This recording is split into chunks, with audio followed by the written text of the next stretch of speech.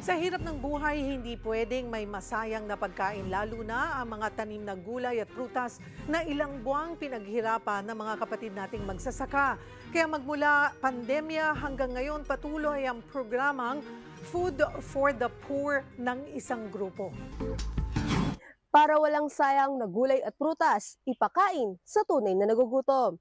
Yan ang patuloy na adhikain ng Food for the Poor program ng Rural Rising Philippines.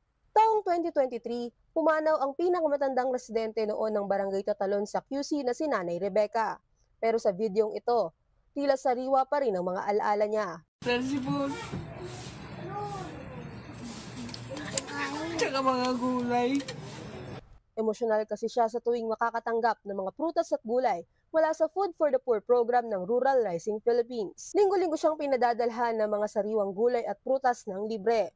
Nung pumanaw siya, mga apo naman niya ang nakinabang. Mula nang umpisahan ang programa noong 2020 para i-rescue buy ang nasasayang na produce sa Benguet, ang mga nakinabang. Dog shelter sa Metro Manila, grupo ng mga special children, community kitchens, pati ang mga taga-barangay Tatalon, Quezon City.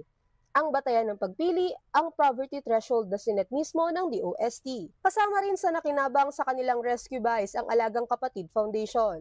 Bukod sa mga tiyan na naibsa ng gutom, nakatulong din sila sa mahigit 4,500 magsasaka.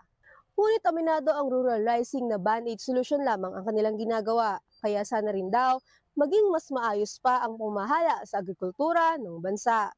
Mobile Journal, Just Paredes po, hatid ang muka ng balita.